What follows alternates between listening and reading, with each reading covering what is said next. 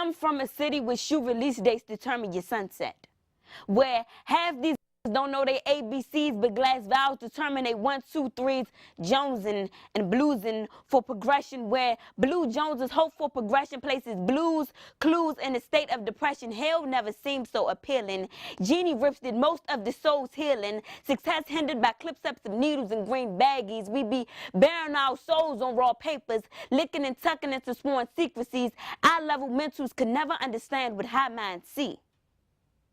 You just witnessed an example of what I like to call youth power. In this case, the power of written self-expression. With all the messages that our society broadcasts about young people as problems that need to be fixed or as empty vessels that need to be filled, cultivating a sense of positive power is really job number one for those of us in youth work. Join us as we revisit 3 arenas: writing, science, and the visual arts, where having the tools to tap that power can really make beautiful things happen. All on this special highlights edition of School's Out. We getting better, we taking a new route. We call it high learning even after school's out. We stick together like sisters and brothers, and it's all good cause it's in the all-love structure. The mission, provide support systems. Thank you, DC Trust. Now that I must mention, you allow the youth to voice their visions. New opportunities to get kids in. Welcome to School's Out. I'm your host, Peter Guttmacher. Anyone looking to get ahead in this world has to be able to communicate effectively with words. Writing, however, can often feel like a chore, more about getting all the rules right than about expressing an idea. That's why the spoken word is a great tool for changing the way young people feel about the written word. And when done right, it can also build a bridge to pursuing the power of writing back into the classroom. Let's see what our opening poet, Alexandra Wordplay Franklin, had to say about the subject when we sat down with her and her writing coach, Pages Matam, from the DC Youth Poetry Slam. So wordplay, were you always a writer, or was there a turning point where you really got engaged in writing? No, I wasn't always a writer. I started writing at the 7th grade, and then I really started to write like heavenly in the 9th grade after I performed at Busboys one time. That was the Busboys experience got you excited about it? Yes. So what did that feel like after you had performed? I was nervous. I screamed the whole time because I didn't know what to do with my voice. So I screamed the entire time. And then after that, my friend that used to host Busboys and Poets, John had contacted him, which is one of our other coaches, and asked me eggs that I want to slam. And then after that, I just slammed, and I was able to be on the team. Wow. Wow. So did you find yourself writing again and again? Yeah, now I try to write at least every day. Every day. So Paige, as someone who's worked with a number of young writers, any advice that you would have, any do's or don'ts that you would recommend to people who are running other youth programs and maybe they're thinking about getting into writing? The biggest thing I would like to say definitely is try to make it as much as possible about the youth.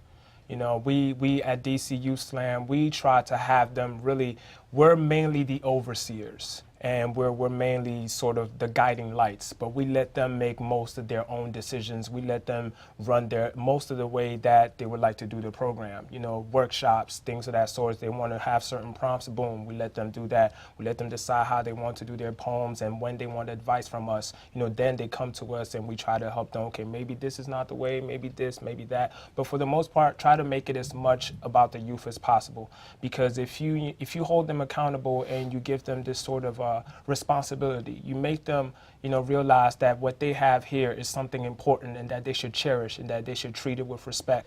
So let's talk about the uncomfortable question of bridging creative writing into all the other kinds of writing that young people do, and indeed adults do. So what's that like? How do you get young people to take that passion that they've discovered with creative writing and then turn it to how they approach writing in general? An English class, history class, even just other aspects of their life. If you'd like to address that first, that'd be great. I'd say the biggest part about bridging the gap between creative writing and writing as far as in school is let the child know that they don't have to be afraid. In creative writing, there aren't any boundaries, but when you're writing in school, there are boundaries. So you just have to take what you've learned in creative writing and transfer that over. So it's like you're still free to do what you want to, but you're following a certain standard. What do you say? Absolutely. I would say, mostly, even for me, because I struggled with this when I was coming up writing. I was one of those who would write absolutely too much and get off topic and, just didn't really know about structure.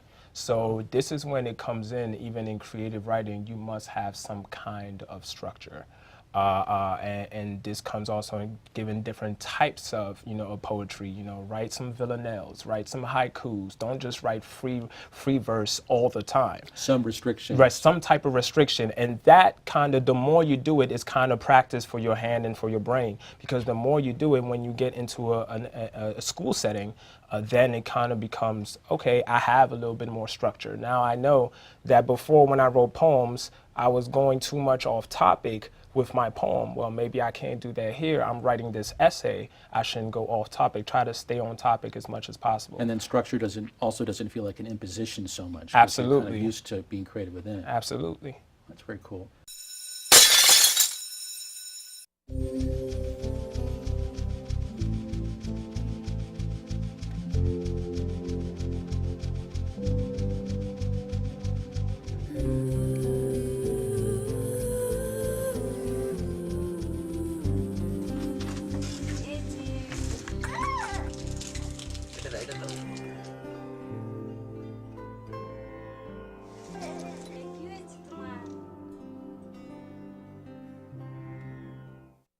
So self-expression is the hook with poetry, exploring and defining who you are. Yet at the same time, a host of multi-purpose writing skills are also taking root. Things like the importance of word choice, varying your sentence length, citing evidence to support an opinion, all become part of a young writer's toolkit. Now, having an end product to present that you've created with that toolkit is another key to youth engagement, as we'll see when we hear from the younger writers we visited from the DC Creative Writing Workshop at Charles Hart Middle School.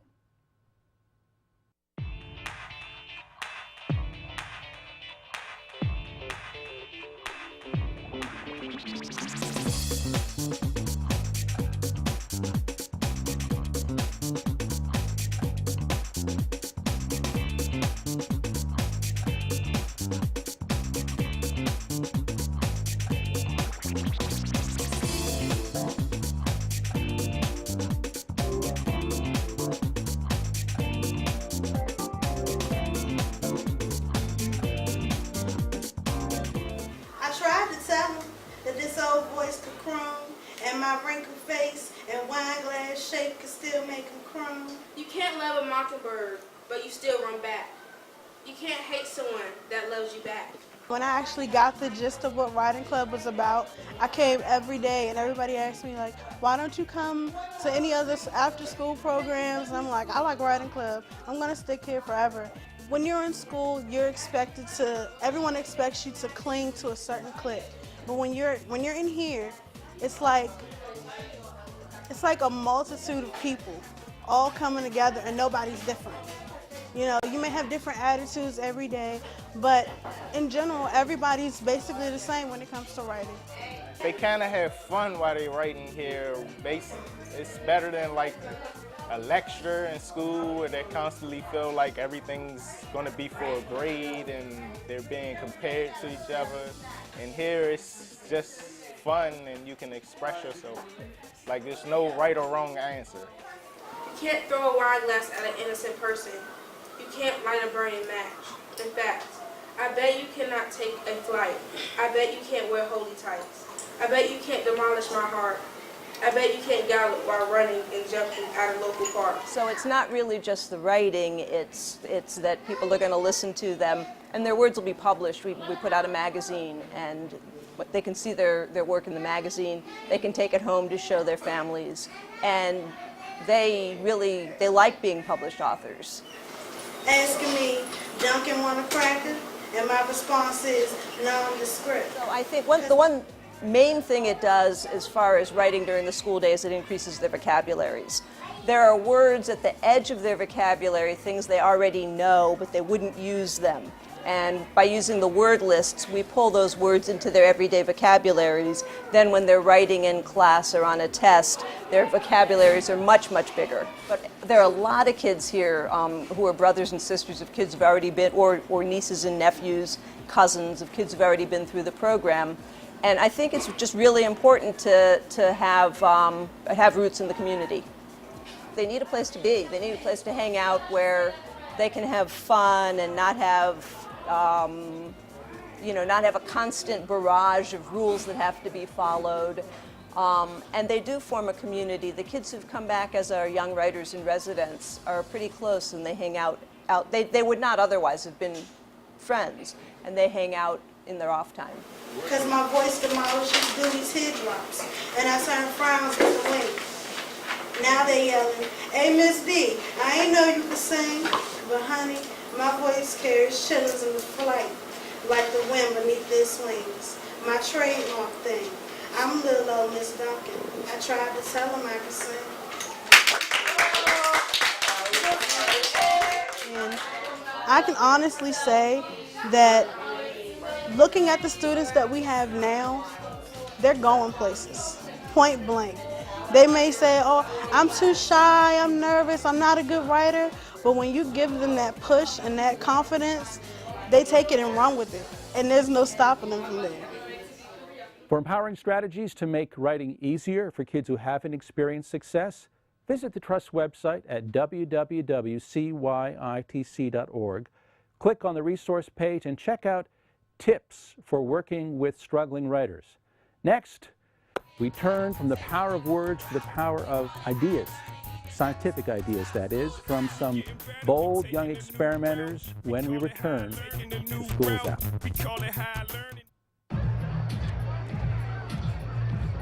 If you drive buzzed, it could cost you around $10,000.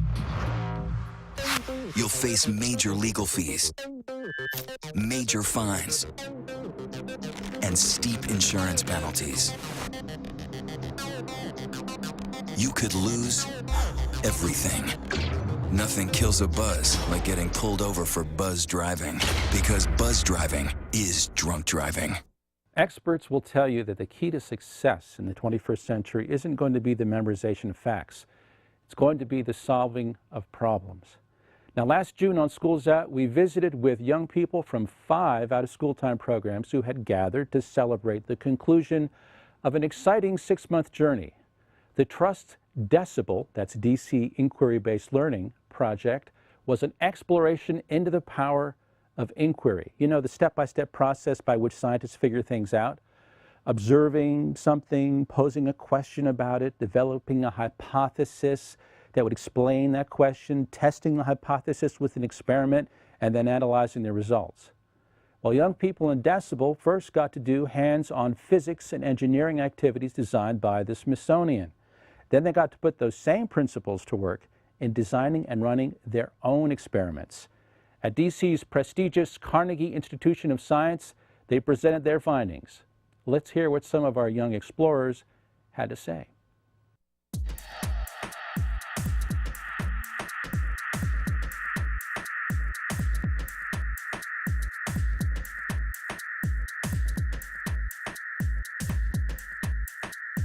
The cool thing about science is, like, once you, like, you can, like, when you start off, you say, like, it's boring, you don't want to do it because you have to get the parts and make it up. But once you make it up and you start testing whatever you do, it starts to be fun.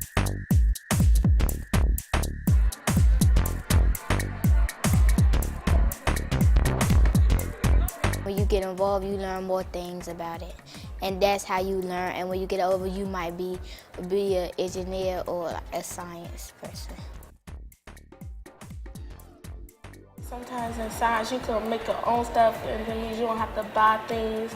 You could just make your own creation of it. I just think that STEM is really important because we've got these kids that are just so wired and programmed and used to computers doing everything for them that they're losing a little bit of that creativity, and they're using a little bit of that ingenuity that comes with the science fields and the engineering fields. When you learn something now, you could try to make your own invention of it and convert it. Like if you make like a bottle rocket or cars, it can be fun once you finish building it. We did the cars, like we did electric cars and gas cars. You need nitro gas, which you need the nitro gas to start the car up. You need a glow starter, and you're supposed to pull this to start the car up. The more you do a particular exercise, the less energy you will use to do that. Our hypothesis is that the more you try, the better you get. And when I first tried science, I thought that I wasn't really going to learn nothing, because at first my science wasn't my subject that I liked it. But when I started doing science and I kept trying, I got better at it, and that's when I like science now. Some of the things that the kids are doing is they are building bridges, but as they're building bridges, they're learning about the Navy's construction battalion or the U.S. Navy Seabees and their role in history and building bridges to get our sailors and our soldiers to where they need to be. Another thing we're having the kids do is build parachutes, and our history tie-in with that is U.S. Navy SEALs and their parachute training, the parachute training that they have to go through to be able to graduate from SEAL school. We found that STEM really leads to students having to work with their hands and think outside of the sort of computerized and automated worlds that they're so used to living in. Well, I want to be a veterinarian, so you use some science to find out some diseases, because some animals, they die. You can use science to find out a disease they might have died from. And you can use science to figure out some veterinary medicines, like it deals with science, and some machines, they deal with science. Science is my favorite subject, and I like science, and I just dream of being an expert of science. The Decibel Project truly turned up the sound on science and critical thinking. Now, speaking of critical thinking, we also live in a media-saturated environment, don't we? Where young people are often the target, operative word there, target audience for manipulative and even exploitative advertising. While the idea of being visually literate may sound a little strange, being able to decode the true intent of visual messages that you're bombarded with, and better yet, use visual media to make your own statement about things, is an important skill set for facing the future. And that can, of course, be done through art and design.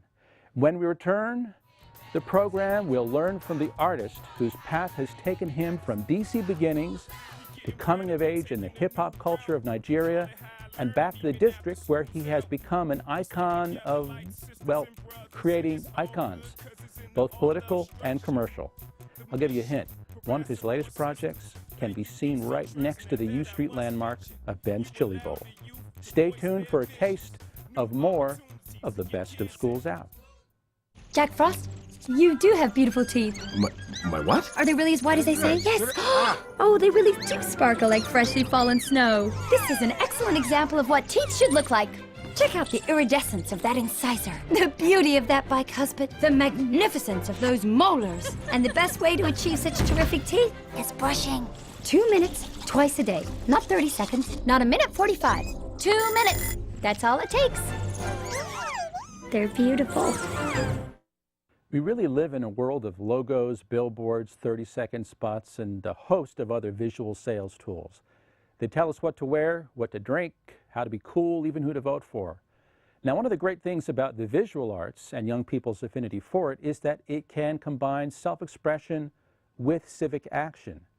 And no one knows this better than the celebrated muralist Nneka Udofia, who we sat down with to learn more about his journey into the arts.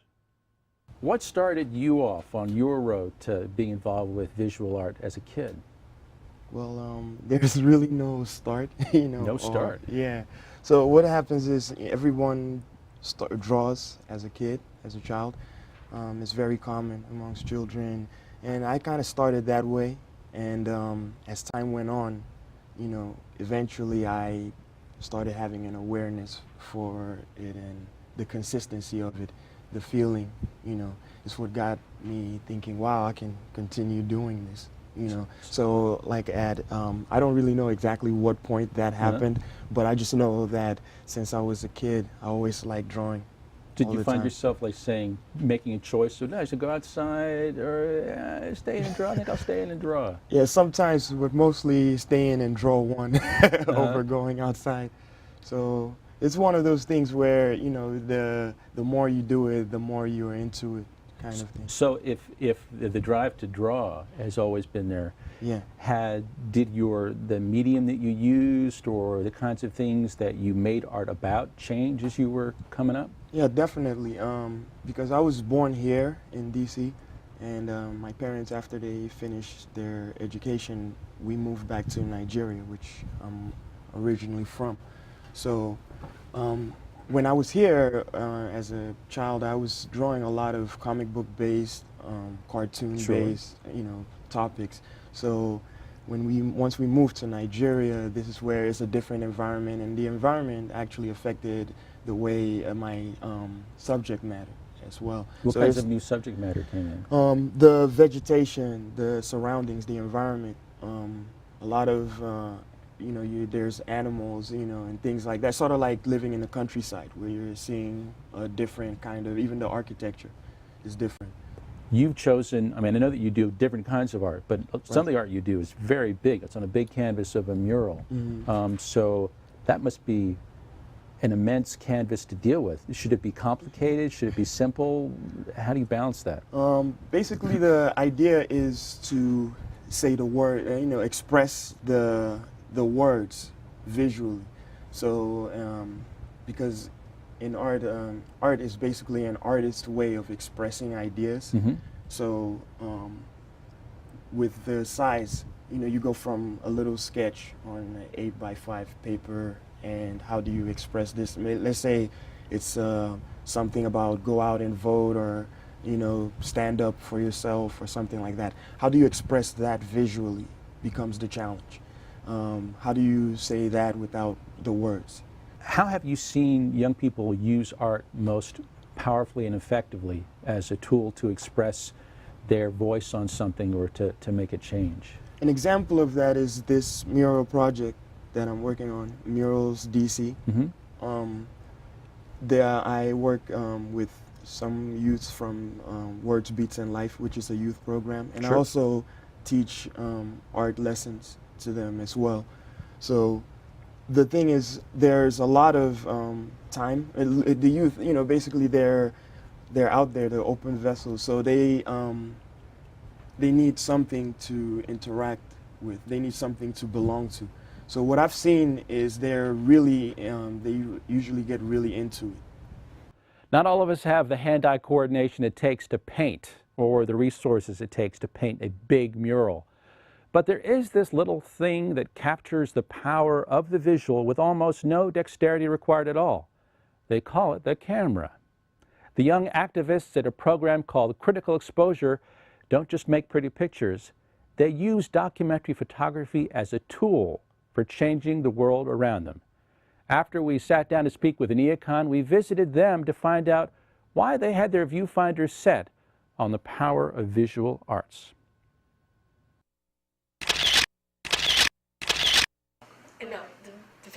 I want my photography to let people know photography is an art, and I want people to realize that art is important and that we need it to express ourselves.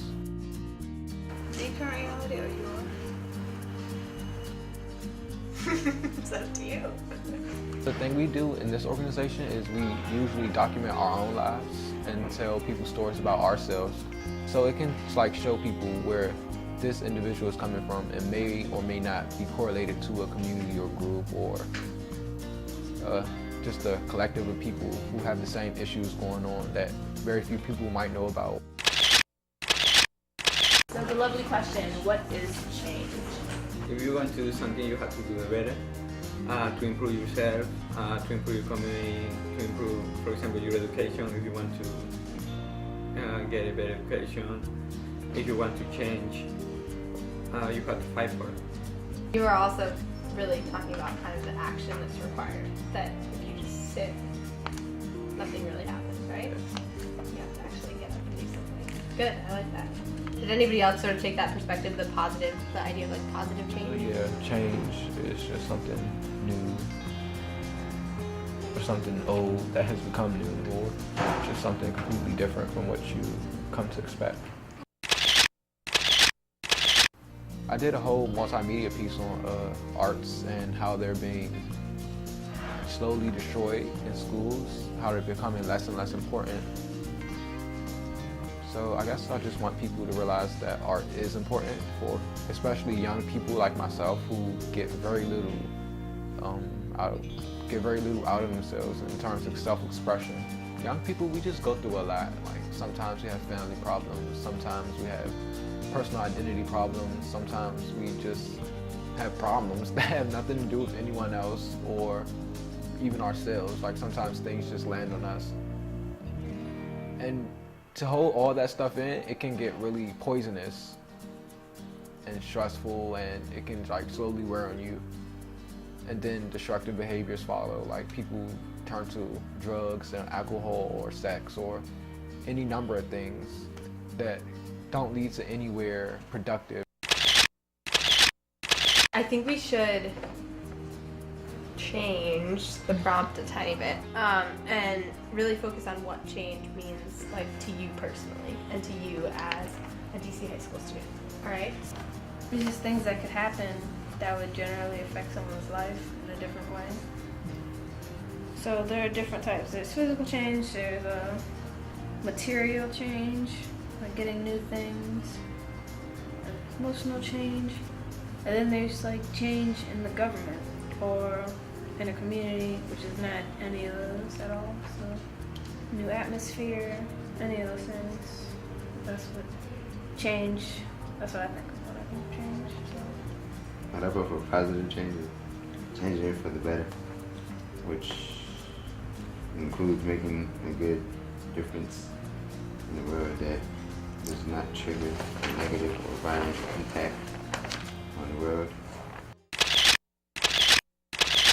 Young people, they haven't been beaten down as much as older people, so they have a lot more optimism generally. Of course, there are exceptions, you know, but young people have tons and tons of hope. And I think if we reach for that, then amazing things will happen.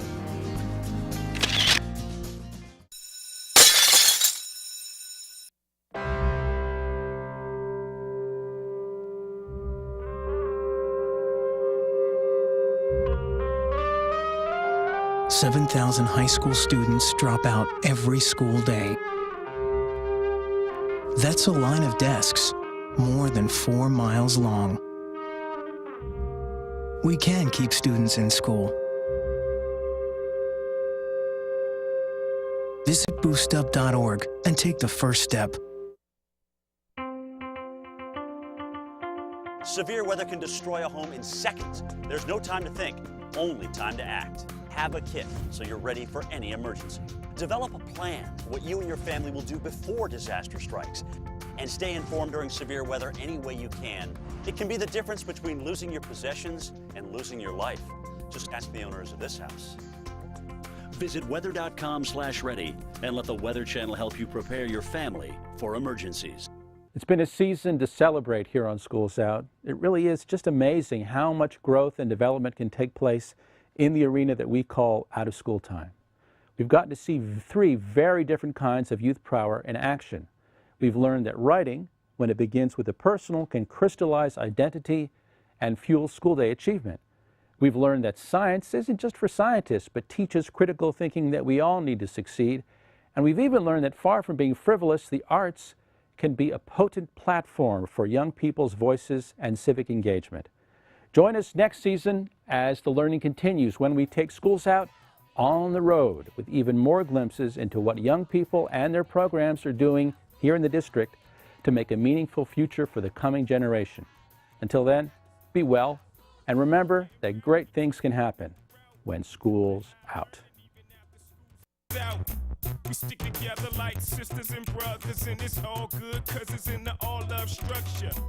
The mission, provide support systems. Thank you, DC Trust, now that I must mention.